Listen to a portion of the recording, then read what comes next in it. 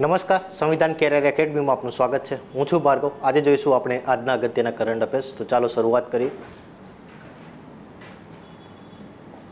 આજના પહેલું જે કરંટ અફેર્સ છે તો એની અંદર પેન પુરસ્કાર વિશે છે, બરાબર, અને એ પ્રાપ્ત થયો છે અરુંધતી રોયને, બરાબર છે. આખા પુરસ્કારનું નામ શું છે? પેન પિન્ટર પ્રાઇઝ 2024, કે જે સાહિત્યકારો છે કે એમની બુક્સ માટે જે આપવામાં આવે છે, બરાબર. તો વર્તમાનમાં જે મળ્યો છે એ છે એક ભારતીયને, અને નામ છે એમનું અરુંધતી રોય, બરાબર છે. અરુંધતી રોય છે, એમને થોડા વર્ષો અગાઉ એમને બુકર પ્રાઇઝ પણ મળ્યું હતું, બરાબર. તો નામ ઘણું અગત્યનું છે, પૂછાઈ શકે તેમ છે, તો નામ ખાસ ધ્યાન રાખજો, અરુંધતી રોય, બરાબર છે. એમના પુસ્તકો માટે અને એમના જે નિવેદનો છે એના માટે ઘણા ચર્ચામાં રહેતા હોય છે, બરાબર. તો ખાસ ધ્યાન રાખજો. ચલો, નેક્સ્ટ છે રોહિત શર્મા વિશે. તો T20 જે મેચિસ છે એની અંદર 200 છગ્ગા લગાવનાર પ્રથમ ખેલાડી બન્યા છે, અને એ છે રોહિત શર્મા, બરાબર છે. ચલો, આ સિવાય આપણે આની પહેલાંના લેક્ચરમાં જોયું હતું સ્મૃતિ મંદાના વિશે, બરાબર છે. તો એ પણ યાદ રાખજો. આના સિવાય જે 200 રન છે એ ઝડપથી બનાવનાર મહિલા ખેલાડી છે, એ પણ ઘણા ચર્ચામાં હતા, બરાબર. તો એમનું નામ શું છે એ જણાવો, બરાબર. એ કોમેન્ટ બોક્સમાં કોમેન્ટ કરો કે ઝડપથી 200 રન બનાવનાર જે ભારતીય એક મહિલા ખેલાડી બન્યા છે, બરાબર. તો એમનું નામ જણાવો. ચલો, નેક્સ્ટ છે હોપેક્સ અભ્યાસ વિશે. તો સૌપ્રથમ કોઈ પણ અભ્યાસ હોય, કોઈ પણ ડિફેન્સ એક્સરસાઇઝ હોય, તો સૌથી પહેલાં એ ધ્યાન રાખવાનું કે કયા કયા દેશો વચ્ચે કરવામાં આવે છે અને ક્યાં કરવામાં આવે છે, બરાબર. તો આ જે હોપેક્સ એક્સરસાઇઝ છે એ કરવામાં આવી હતી ભારત અને ઇજિપ્ત દ્વારા, બરાબર. દ્વિપક્ષીય સંયુક્ત યુદ્ધ અભ્યાસ છે, અને આ સિવાય કયા સ્થાને કરવામાં આવે તે એમ પૂછવામાં આવે તો ઇજિપ્ત ખાતે, બરાબર. 21થી લઈને 26 જૂન વચ્ચે તેનું આયોજન કરવામાં આવેલું. ઇજિપ્તની જે રાજધાની છે કાયરો, ત્યાં આગળ કરવામાં આવેલું. તો અહીંયા વાત કરીએ આપણે ડિફેન્સ એક્સરસાઇઝની, તો બીજી જેટલી પણ ડિફેન્સ એક્સરસાઇઝ છે 2024ની, બરાબર, તો એ બધી એક વખત રિવાઇઝ કરી લઈએ. ચલો, નેક્સ્ટ છે ડેઝર્ટ સાયક્લોન. તો એ કરવામાં આવેલું ભારત અને બીજા કોના વચ્ચે? UAE વચ્ચે. અને ક્યાં? તો એ કરવામાં આવેલું રાજસ્થાન ખાતે. ત્યારબાદ હતું ભારત અને જાપાન વચ્ચે કરવામાં આવેલું સહયોગ કાઇઝિન, અને એ કરવામાં આવેલું ચેન્નાઈ ખાતે. ત્યારબાદ છે અયુથયા, બરાબર છે, એ કરવામાં આવેલું ભારત અને થાઈલેન્ડ વચ્ચે. ક્યાં કરવામાં આવેલું? તો થાઈલેન્ડ ખાતે.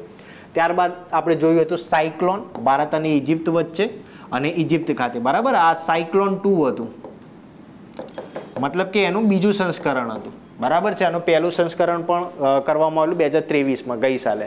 એ પણ લગભગ ઇજિપ્ત ખાતે જ કરવામાં આવેલું. તો એક અહીંયા ખાસ ધ્યાન રાખજો, આ ડેઝર્ટ સાયક્લોન છે અને આ એકલું સાયક્લોન છે, બરાબર. ડેઝર્ટ સાયક્લોન પણ આવશે, સાયક્લોન પણ આવશે, અને ડેઝર્ટ નાઇટ પણ આવશે, બરાબર છે. તો એ ત્રણમાં કન્ફ્યુઝન ના થાય, એ ખાસ ધ્યાન રાખજો. ત્યારબાદ છે ખંજર એક્સરસાઇઝ. એ ભારત અને કિર્ગિસ્તાન વચ્ચે કરવામાં આવેલું. ક્યાં? તો હિમાચલ પ્રદેશનું જે બકલોહ છે ત્યાં આગળ. ચલો, નેક્સ્ટ છે ડેઝર્ટ નાઇટ, જેની હમણાં વાત કરી, ભારત, ફ્રાન્સ અને UAE વચ્ચે કરવામાં આવેલું. કયા સ્થાને પૂછવામાં આવે? તો એ છે અરબ સાગર.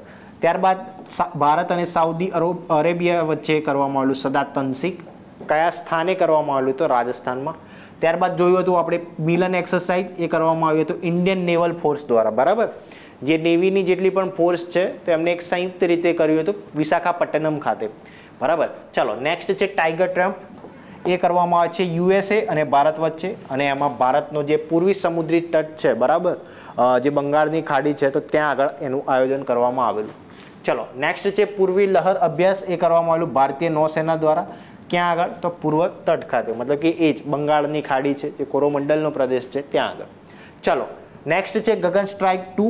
એ કરવામાં આવેલું ભારતીય આર્મી અને વાયુસેના, બરાબર છે. એટલે કે ભારતની જ બે સેનાઓ છે એમની વચ્ચે કરવામાં આવેલું. આર્મી છે અને જે વાયુસેના છે એમનો આખો સંયુક્ત અભ્યાસ હતો. ક્યાં કરવામાં આવેલું? તો પંજાબ ખાતે. ત્યારબાદ આપણે જોયું હતું શક્તિ અભ્યાસ. એ કરવામાં આવેલું ભારત અને ફ્રાન્સ વચ્ચે, મેઘાલયનું ઉમરોઈ ખાતે કરવામાં આવેલું, બરાબર. આ ઉમરોઈમાં ઘણી એક્સરસાઇઝ થતી હોય છે, તો ખાસ ધ્યાન રાખજો. ત્યારબાદ આપણે જોયું હતું જીમેક્સ એક્સરસાઇઝ. નામની અંદર જ છે કે જાપાન ઇન્ડિયા મેરીટાઈમ એક્સરસાઇઝ, બરાબર છે. મતલબ કે બંનેની જે નૌસેના છે એમના વચ્ચેનો આખો અભ્યાસ છે. તો કયા કયા દેશો આવશે? તો જાપાન આવશે અને ઇન્ડિયા આવશે, બરાબર. જાપાન અને ઇન્ડિયા. અને ક્યાં કરવામાં આવેલું? તો જાપાન ખાતે. ત્યારબાદ આપણે જોયું હતું રિમ્પેક એક્સરસાઇઝ, બરાબર છે, કે જે ઇન્ડો પેસિફિક રિજન છે, તો ત્યાં આગળ કરવામાં આવેલું. કોના દ્વારા હોસ્ટિંગ, કોના દ્વારા કરવામાં આવેલું? તો USA દ્વારા. ઘણા બધા દેશોએ ભાગ લીધેલો, અને એમાંથી ભારતમાંથી જે મોકલવામાં આવેલું એ હતું INS શિવાલિક, બરાબર છે. તો ખાસ ધ્યાન રાખજો. ચલો નેક્સ્ટ જોઈએ. નેક્સ્ટ છે પ્લાસ્ટિક કચરાથી બનેલી સડક બનાવનાર દેશનું બીજું સૈન્ય સ્ટેશન બન્યું છે. બરાબર, બીજા નંબરનું છે.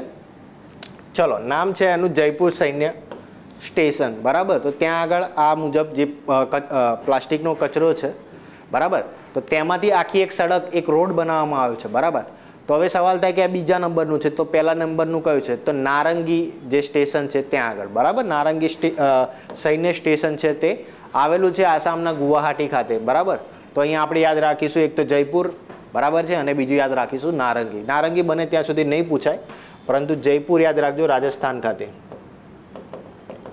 ચલો નેક્સ્ટ છે ISA વિશે, અને એનો 100મો સભ્ય દેશ બન્યો છે અને એનું નામ છે પરાગ્વે. બરાબર, INS. તો INS વિશે જોઈએ તો INS શું છે? તો એ છે ઇન્ટરનેશનલ સોલાર એલાયન્સ. બરાબર છે. હવે સવાલ થાય કે સ્થાપના ક્યારે કરવામાં આવેલી? તો 2015માં કરવામાં આવેલી. કોના દ્વારા? તો ભારત અને ઇન્ડિયા છે અને જે ફ્રાન્સ છે એમના સંયુક્ત જે પ્રયાસ છે, તો એનાથી બંનેની એફર્ટ્સ હતી. બરાબર, 2015માં કેમ? તો 2015માં તમે નામ સાંભળ્યું હશે COP21. બરાબર છે, કે જેના હેઠળ જે પેરિસ એગ્રીમેન્ટ કહેવામાં આવે છે, જેને પેરિસ સમજૂતી, તો તેના હેઠળ જે આ ISA છે તો એની સ્થાપના કરવામાં આવેલી. COP21 ક્યારે કરવામાં આવેલું? તો 2015ના રોજ. બરાબર, હવે કોઈ પણ ઇન્ટરનેશનલ સંસ્થા હશે તો એનું વડું મથક હશે જ હશે. બરાબર, તો આનું કોનું આ જે ISA છે તો એનું હેડક્વાર્ટર કયું છે? તો એ આવેલું છે ભારતમાં. કઈ જગ્યાએ? તો ગુરુગ્રામ, હરિયાણા ખાતે.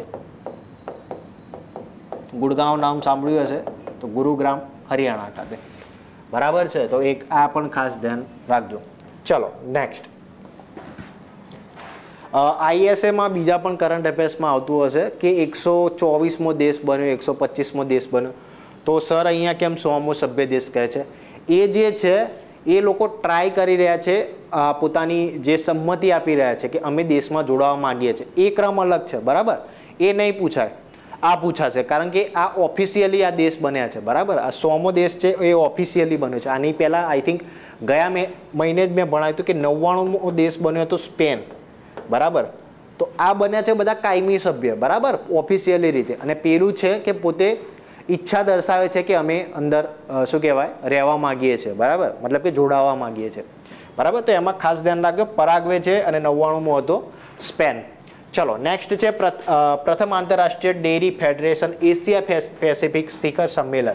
બરાબર, તો કોઈ પણ સંમેલન હોય તો એમાં સ્થાન આપણે યાદ રાખીશું. આ જે સંમેલન છે ક્યાં આગળ થયું હતું? તો કેરળના કોચ્ચી ખાતે. આ સિવાય એની એક થીમ પણ છે, થીમ જોઈ લઈએ. Farmer centric innovation in the dairy industry. બરાબર, અહીંયા ડેરીની વાત છે અને એની અંદર ફાર્મર સેન્ટ્રિક મતલબ કે ખેડૂતોને કેન્દ્રમાં રાખવાની વાત કરવામાં આવી છે. બરાબર, ચલો હવે અહીંયા વાત કરીએ આપણે જે સંમેલનની. તો જેટલા અગત્યના સંમેલન છે તો એ બધા જોઈ લઈએ વન બાય વન. સૌથી પહેલાં વર્લ્ડ ફ્યુચર એનર્જી સમિટ કરવામાં આવેલી UAE ખાતે. ત્યારબાદ જોયું હતું આપણે વર્લ્ડ સસ્ટેનેબલ ડેવલપમેન્ટ સમિટ, એ કરવામાં આવેલી નવી દિલ્હી ખાતે. ત્યારબાદ પહેલી ન્યુક્લિયર એનર્જી સમિટ કરવામાં આવેલી બ્રસેલ્સ, એ આવેલું છે ઓસ્ટ્રેલિયા ખાતે. બરાબર, 9મો રાયસીના ડાયલોગ કરવામાં આવેલો નવી દિલ્હી ખાતે. બરાબર, રાયસીના જેટલા પણ ડાયલોગ છે બધા કરવામાં આવે છે નવી દિલ્હી ખાતે. બરાબર, ચલો નેક્સ્ટ હતું પ્રથમ digital India future skill summit, એ કરવામાં આવેલું આસામ ગુવાહાટી ખાતે. ત્યારબાદ જોયું હતું આપણે 7મો હિન્દ મહાસાગર સંમેલન, એ કરવામાં આવેલું ઓસ્ટ્રેલિયાના પર્થ ખાતે. બરાબર, આ લગભગ ઓસ્ટ્રેલિયાના પૂર્વ ભાગમાં આવેલું છે.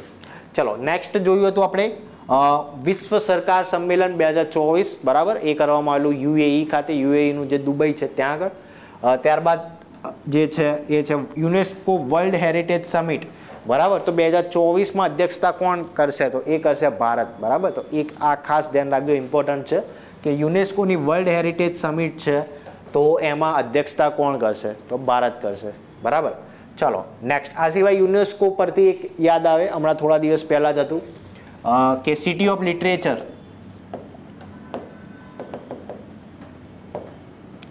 બરાબર છે, તો એ કયું છે? તો કોઝિકોડ જિલ્લો, અને એ આવેલો છે કેરળમાં. બરાબર છે. આ સિવાય સિટી ઓફ ક્રાફ્ટ પણ જોયું હતું આપણે, એ આપણે લગભગ લાસ્ટ લેક્ચરમાં જ ભણાવ્યું હતું. બરાબર છે, તો એ બનાવવામાં આવ્યું છે, ટેગ આપવામાં આવ્યું છે શ્રીનગરને, બરાબર. અને સંગીતનું શહેર તરીકે જે છેલ્લે જોયું હતું એ હતું ગ્વાલિયર. આવેલું છે એમપીમાં, આવેલું છે જમ્મુ એન્ડ કાશ્મીર કેન્દ્ર શાસિત પ્રદેશમાં, આવેલું છે કેરળમાં, બરાબર છે.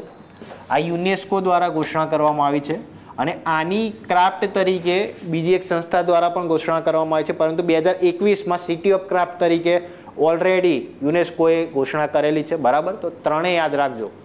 ચલો next, vibrant Gujarat global trade show તો ખબર જ છે, દર વર્ષે થાય છે અને એ થાય છે ગાંધીનગર ખાતે. ચલો નેક્સ્ટ, 9મો આંતરરાષ્ટ્રીય વિજ્ઞાન મહોત્સવ ફરીદાબાદ ખાતે, લગભગ 8મો જે થયો હતો એ પણ ફરીદાબાદ ખાતે જ થયો હતો. ચલો નેક્સ્ટ છે 27મો રાષ્ટ્રીય યુવા મહોત્સવ, એ કરવામાં આવેલો નાસિક ખાતે. ચલો નેક્સ્ટ,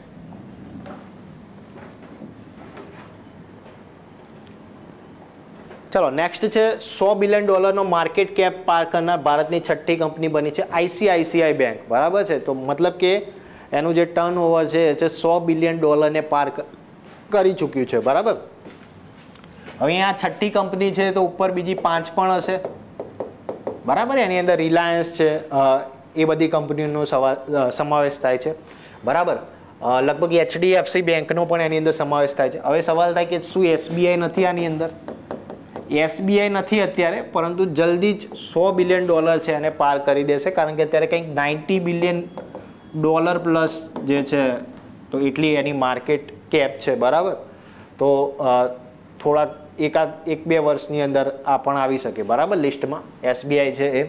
ચલો next, national council on applied economic research, બરાબર. તો આ રિસર્ચ અનુસાર જે ભારત છે એના ગ્રોથ રેટ, જે GDP ગ્રોથ રેટ છે એના વિશે અનુમાન લગાવવામાં આવ્યું છે, બરાબર. પર્ટિક્યુલર આંકડો નથી, માત્ર અનુમાન લગાવવામાં આવ્યું છે. વર્ષ જતું રહે છે પછી આપણને આંકડો મળશે, બરાબર. આ માત્ર સંસ્થાઓ છે એમના દ્વારા અનુમાન લગાવવામાં આવે છે કે આની આસપાસ રહેશે, બરાબર. તો જે આ સંસ્થા છે એના દ્વારા નાણાકીય વર્ષ જે 2024-25 છે એમાં જે ભારતનો GDP છે એ 7.5% રહેશે, બરાબર છે. આની પહેલાં પણ અમુક અનુમાન લગાવવામાં આવેલા, એમાં એક RBI દ્વારા 7.2%નું લગાવવામાં આવેલું, NSO જે છે એના દ્વારા 8.2% રાખવામાં આવેલું અને વર્લ્ડ બેંક દ્વારા રાખવામાં આવેલું 6.6%, બરાબર. આ બધું નાણાકીય વર્ષ 2024-25 માટે જ છે. ચલો next, Commonwealth short story prize 2024 છે, તો આ પ્રથમ વખત મળ્યો છે સંજના ઠાકુરને, બરાબર છે. અને શેના માટે? તેમનું પુસ્તક છે ઐશ્વર્યા રાય માટે, બરાબર. અને આ બદલ એમને કંઈક $5,000 મળ્યા હતા, બરાબર છે. ચલો નેક્સ્ટ છે મજગાંવ ડોકયાર્ડ શિપ બિલ્ડર્સ લિમિટેડ, અને એને મળ્યો છે નવરત્ન કંપનીનો દરજ્જો, બરાબર. તો અમુક સ્ટાન્ડર્ડ્સ હોય, જે અમુક માનાંક હોય, એ જો તમે પૂર્ણ કરો, મતલબ કે આટલા વર્ષની અંદર આટલું ટર્નઓવર હોવું જોઈએ, 1 વર્ષની અંદર આટલું એ લોકોનું પ્રોડક્શન હોવું જોઈએ, તો એ બધા જે માનાંકો પૂર્ણ કરો તો ત્યારે તમે આ કંપની બની શકો, બરાબર. સૌથી પહેલાં તમને બનાવવામાં જે કંપની હશે એને બનાવવામાં આવશે મિનિરત્ન, ત્યારબાદ બનાવવામાં આવશે એને નવરત્ન, અને ત્યારબાદ બનાવવામાં આવશે મહારત્ન, બરાબર. તો કોઈ પણ નવરત્ન કંપની છે ડાયરેક્ટ નવરત્ન નહીં બની જાય, પહેલાં મિનિરત્ન બનશે, ત્યારબાદ નવરત્ન બનશે અને ત્યારબાદ મહારત્ન બનશે, બરાબર છે.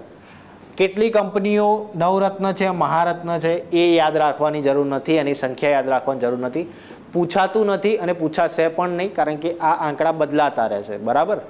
અને એટલું ઇમ્પોર્ટન્ટ પણ છે નહીં. તો આપણે ખાલી નામ યાદ રાખીશું કે નીચે પૈકી કઈ કંપની છે એ વર્તમાનની અંદર નવરત્ન બની છે, તો લખી દેવાનું કે મજગાંવ શિપ બિલ્ડર્સ લિમિટેડ, બરાબર. ચલો, મજગાંવ ડોકયાર્ડ શિપ બિલ્ડર્સ લિમિટેડ, ચલો, મુંબઈ ખાતે આવેલું છે. નેક્સ્ટ છે સંજ્ઞાન એપ્લિકેશન વિશે, તો RPF છે રેલવે પ્રોટેક્શન ફોર્સ, બરાબર. તો એના જે ડિરેક્ટર જનરલ છે એમના દ્વારા તેનું લોન્ચિંગ કરવામાં આવેલું. શેના માટે? તો અત્યારે તમે વર્તમાનમાં જોતા હશો જે ન્યૂઝપેપર છે એની અંદર કે ભારત સરકાર દ્વારા 3 કાયદાઓ છે, બરાબર, જે બ્રિટિશ સમયથી જે કાયદાઓ હતા, CRPC એક્ટ છે, બરાબર, IPC છે, તો એની જગ્યાએ આ 3 કાયદાઓ છે કે જે અમલમાં લાવ્યા છે, બરાબર. કયા કયા કાયદાઓ છે? તો ભારતીય ન્યાય સંહિતા 2023, બરાબર, એ છે એ સ્થાન લેશે IPCનું, બરાબર. ત્યારબાદ ભારતીય નાગરિક સુરક્ષા સંહિતા, એ સ્થાન લેશે CRPCનું, બરાબર. અને ત્રીજું છે ભારતીય સાક્ષ્ય અધિનિયમ, બરાબર, 2023. તો આ જે 3 કાયદાઓ છે એના વિશે વિસ્તૃત જાણકારી આપશે, બરાબર. તો આ એપ્લિકેશનના માધ્યમથી જે અધિકારીઓ છે, જે આરપીએફના અધિકારીઓ છે, તો એમને એ મુજબના જે કાયદા વિશેની વિસ્તૃત માહિતી મળશે, બરાબર. આ સિવાય અન્ય પણ માહિતી છે જે આરપીએફને લગતી, તો એ એપ્લિકેશનની અંદર મળી રહેશે, બરાબર. આપણે ખાલી એ યાદ રાખીશું કે ઉદ્દેશ્ય શું છે અને કોના દ્વારા લોન્ચ કરવામાં આવ્યું છે તે. ચલો, તો આ હતા આજના કરંટ અફેર્સ. તો કરંટ અફેર્સને લગતી બીજી કોઈ પણ સમસ્યા હોય તો અવશ્યથી કોમેન્ટ બોક્સમાં કોમેન્ટ કરજો. અમારા વિડીયોને લાઇક કરજો, બરાબર છે, અને વધુમાં વધુ શેર કરજો, બરાબર છે. તો નવા વિડીયો સાથે ફરી એક વખત મળીશું. ધન્યવાદ.